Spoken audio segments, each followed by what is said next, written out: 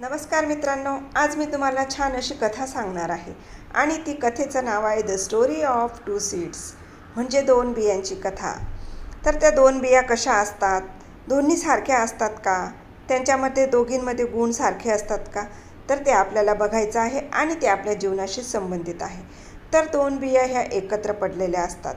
दोन्हींच्या मनात मोठं झाड होण्याचं स्वप्न असतं. पण मित्रांनो, झाड होणं तेवढी साधी गोष्ट नाही, हे तुम्हालाही माहिती आहे. कारण आपण खूप प्रयत्न करतो आणि तेव्हा आपल्याला कुठेतरी छोटंसं काहीतरी फळ मिळतं. तसंच त्यातली एक बी धाडसी होती आणि तिने पटकन प्रयत्न केला आणि तिचं रूपांतर एका अंकुरामध्ये झालं. मित्रांनो, आपल्याला लगेचच झाड होता येत नाही. एक एक स्टेप्स आपल्याला पुढे जावं लागतं.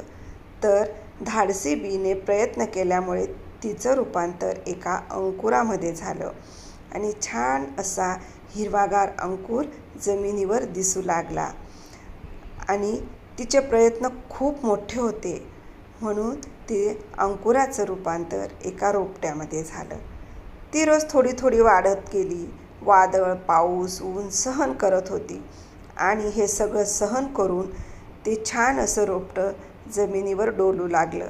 मित्रांनो, आपल्यालासुद्धा छोटंसं का फळ मिळेना तरीसुद्धा आपण छान आनंदी राहतो. त्याप्रमाणे आता रोपटं झाल्यावर आपल्यालासुद्धा एक मोठं झाड व्हायचं आहे, हे स्वप्न मनात घेऊन आपण चालायचं आणि आपली जी मुळं आहेत ते हळूहळू जमिनीत रोवायची. आपली जी पकड आहे ती घट्ट करायची.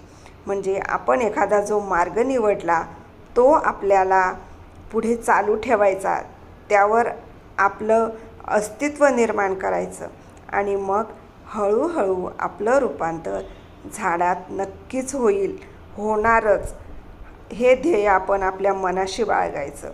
कारण आपण एवढे प्रयत्न केलेले आहेत, त्याचं फळ आपल्याला नक्कीच मिळेल आणि आपलं रूपांतर एका मोठ्या झाडात होणारच.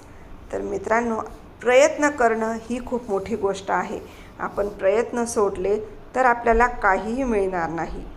तर ह्या कथेचा अर्थ तुम्हाला नक्कीच कळला असेल. आणि बघा, ज्यांनी प्रयत्न केले ते पुढे गेले आणि दुसरी बी ती कोमजून पडली.